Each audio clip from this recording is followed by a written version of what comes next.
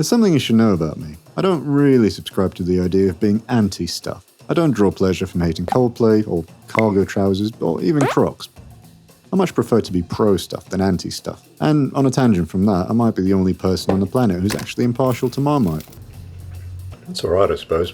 But I do draw a line at one exception, and that's tripods. I really hate tripods. Bruh. Now, don't get me wrong, if you've got your I Heart Tripods t-shirt on, I'm sorry, it's nothing personal. They serve a purpose for most people, and that's fine. But my use case is somewhat unique. You see, I film these videos in a very small workshop with f***ing carpets. Meanwhile, tripods work best on solid foundation and ample space. In other words, they're my natural enemy, if we're being dramatic here. And for the record, we are. Now, I know it's not the fault of the tripod that I've built myself such an obscure predicament, but my imaginary therapist told me to redirect my anger into something healthy and constructive. So, naturally, I built a ceiling-mounted camera gantry. Boy, she sure is smooth. In July of this year, I spent a few days in the company of the ambassadors of Camera Mounting Tribulations Committee, and whilst they were discussing their approaches and findings, I felt left out, like a lactose-intolerant kid on an ice cream factory tour. But that ends now. No longer will I be bound by the shackles of my three-legged nemesis. Now, my requirements for this were quite simple. 1. Not be a tripod. 2. Be easier and quicker to adjust. And 3. Be cheap to make. The go-to approach for these gantries is an anglepoise arm, which is what you'd find on a swing arm lamp. But my issue with these is that the spring balance, as well as the overall geometry, requires dealing with my second arch nemesis, maths. And yes, that's maths with an S, as in the mass noun for mathematics. Maths is something I avoid like the plague unless absolutely necessary, so in the interest of dodging exposure therapy the same way that I dodge actual therapy, I went down the path of least resistance through the means of a magic arm. You know, that contortionist metal snake that film studios use. But given that the magic arm won't just hang in mid-air suspended by hopes and dreams, I'll need a trolley to mount it, and considering this is a machining channel, I might as well start there. And right off the bat, I'm going to do something sacrilegious. Only machine 2 faces of the raw stock. The outer dimensions are largely trivial, and the surface finish is okay as it is, so it'll have to do. Oh, don't look at me like that.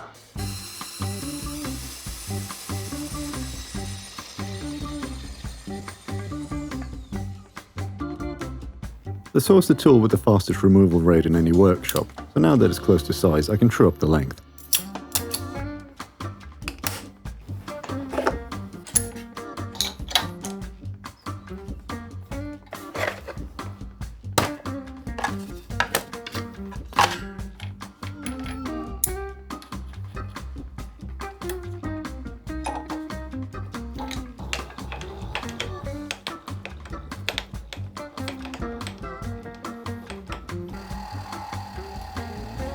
In any real-world scenario, this step would be considered a gross waste of time, but knowing my dimensions are at least somewhat in the vicinity of what I designed gives me peace of mind to sleep at night.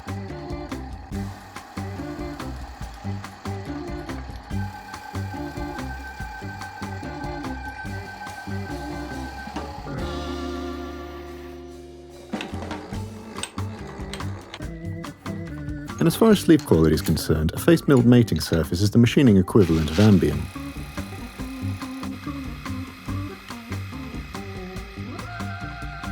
Nope, that never gets old. But as pretty as the surface finish is, it's entirely useless without some holes to mount it to a linear rail, so a handful of those along with a helping of counterbores takes me one step closer to the finish line. As a matter of fact, the location of these 4 holes is the only critical feature on this part as far as accuracy is concerned. Although I should really get a set of proper counterbore cutters, since an end mill doesn't actually cut a flat face.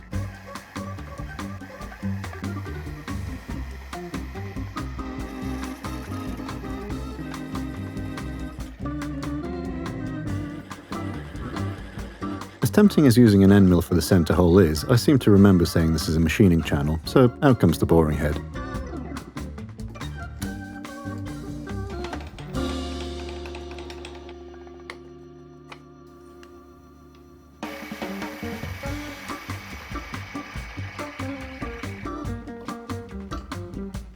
Thankfully, submicron precision isn't the name of the game here, but checking my progress is still a useful sanity check.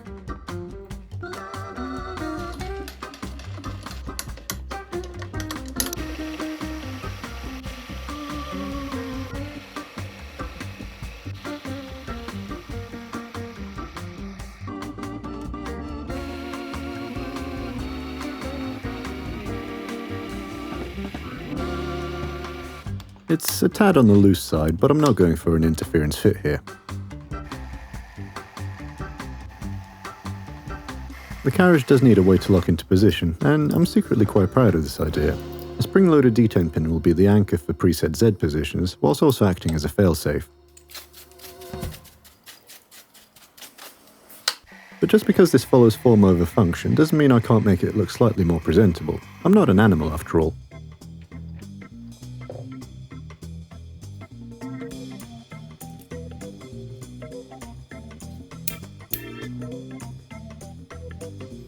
Let's see if I got my hole positions right.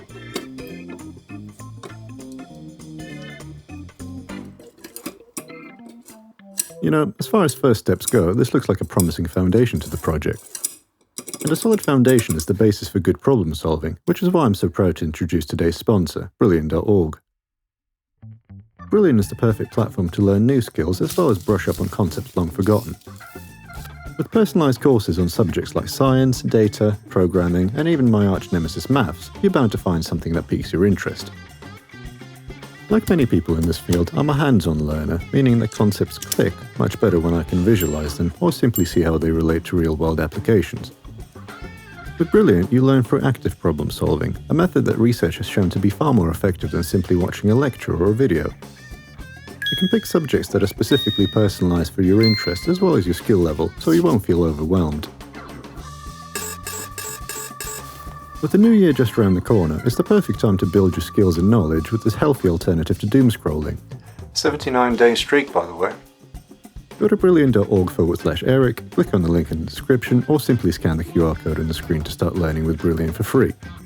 They're also offering my viewers a 20% off of an annual subscription, which grants you unlimited daily access to everything they have to offer. Thanks to Brilliant for sponsoring this video. Come to think of it, a skim cut on the other side won't hurt. At this rate I'll be sleeping like a log.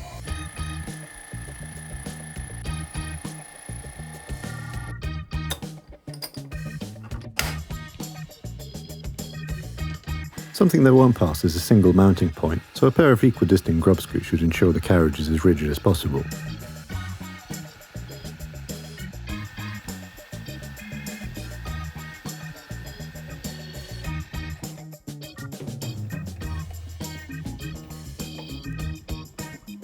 Using the tapping drill, I can locate the other hole without having to re-indicate the part again. Seems appropriate given that this is all about time saving.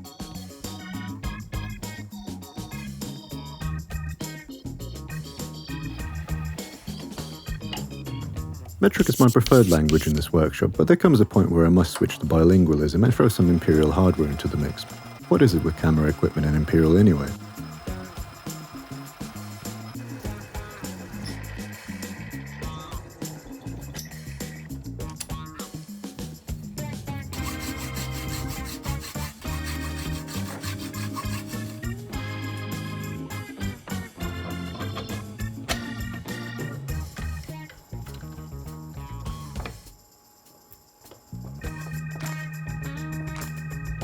That's about as rigid as the queue at the post office a week before Christmas, but given that I'll be handling this, the sharp edges are simply not good enough. One moment, please.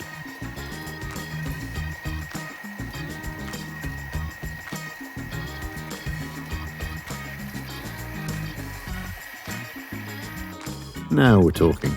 That's the key to my first degree of freedom. 1 down, 5 to go.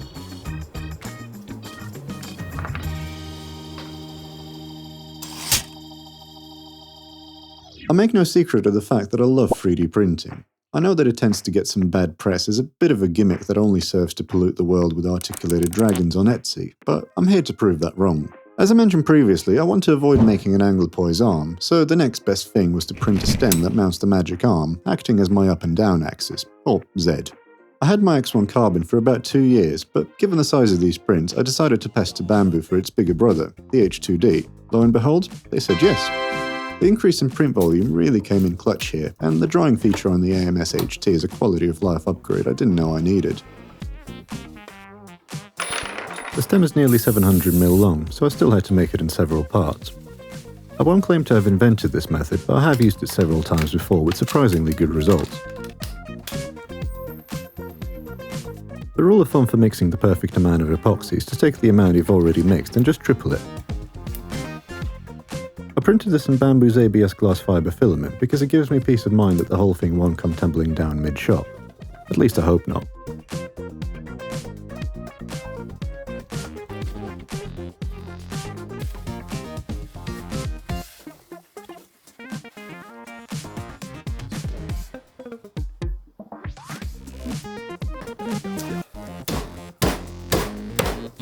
Ow.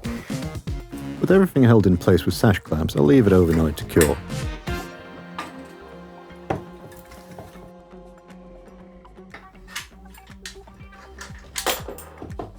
I also added holes for some heat press insets that hold my lights. It won't come as a surprise that lighting also comes at a premium in this workshop.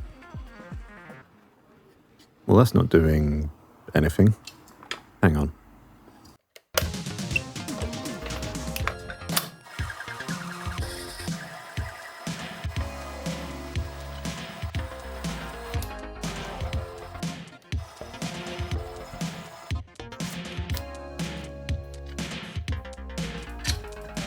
Well, that's way better.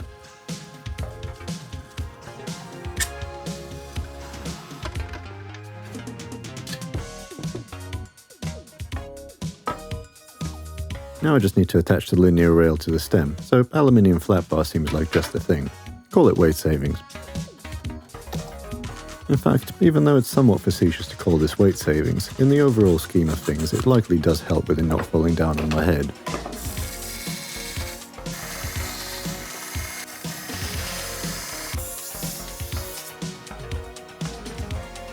Okay, look, click-spring-worthy die-cam application's harder than it looks.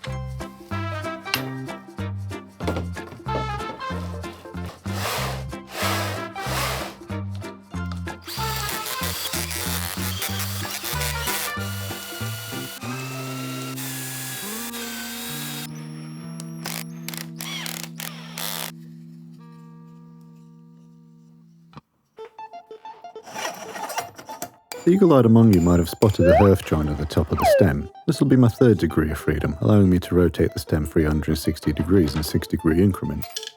And a thrust bearing to help lock it all in place, because why not? I also printed the knob in red with the faint hope that it will prevent me hitting my head on it. Let's see, up, down, left, right, and yaw.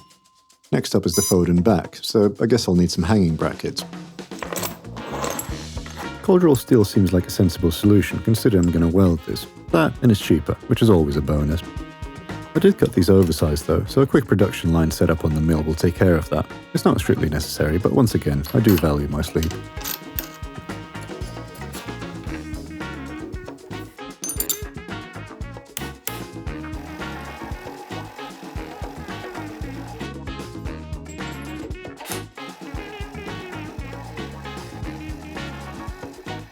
But I also value my time, so with one square edge established, I want to try gang milling the other sides.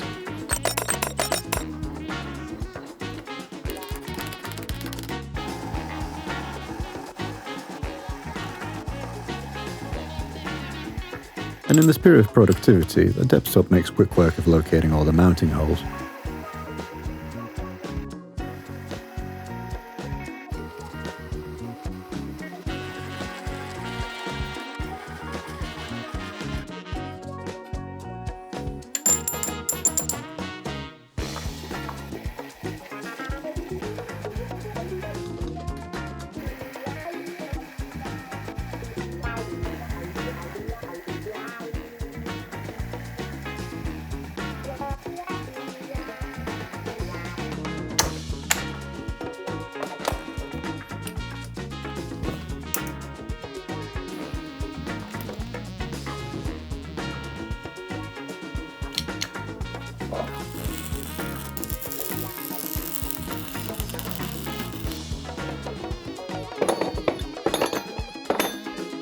Well, I'm no welder, but I reckon these should hold.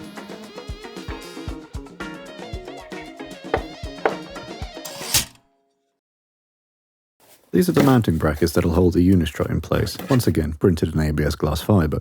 Although I did have to print these angled spaces after the fact because this workshop doesn't have a single truly square wall. Seriously, this is the layout.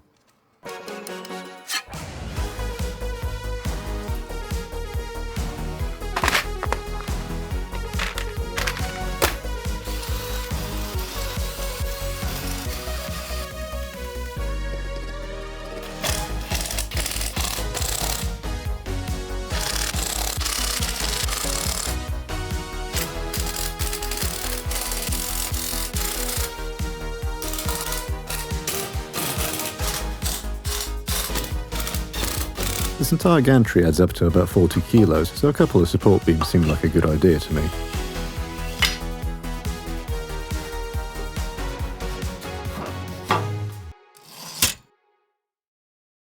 It was around this point that my stubborn tendency to do everything by myself became an issue. You see, lifting all the parts whilst also attaching them on my own was not really an option, not without growing an extra pair of hands. So instead, I got an extra pair of hands in the form of my mate Toby. Hello.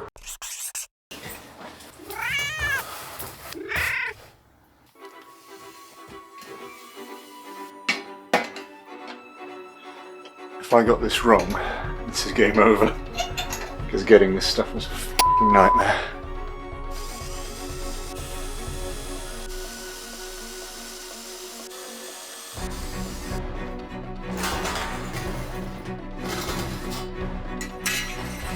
Ow.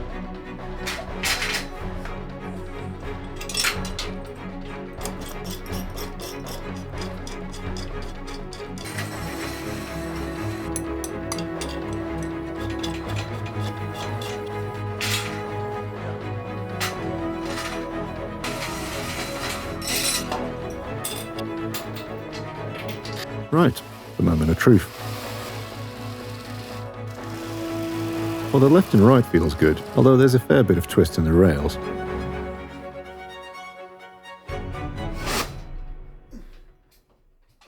Well, that's not ideal.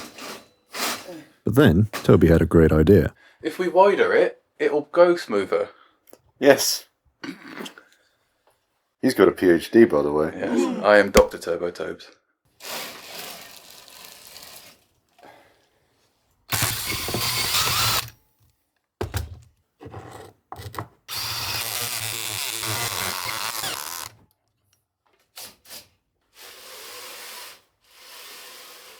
Well, fancy that. Seems like they don't give out PhDs for nothing. That's a big improvement. And as a temporary measure, we also added the offcuts of unistrut to reduce the twist in the rails.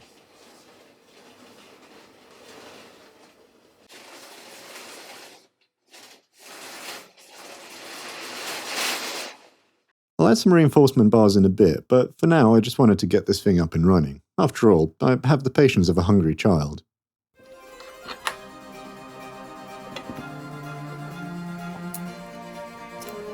And here's a closer look at the herf joint that I mentioned earlier.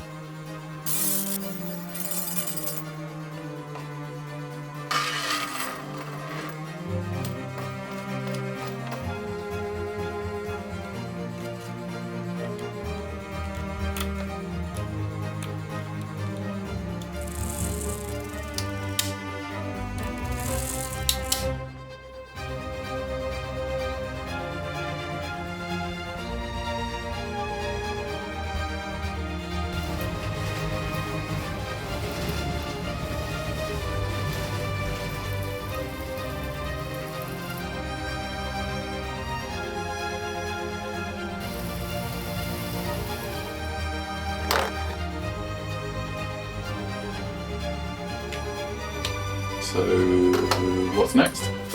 Dunno. Make some more useless. So I just added up the costs. £761 and 2 pence. Still, I think it's worth it, because I never have to use a tripod again.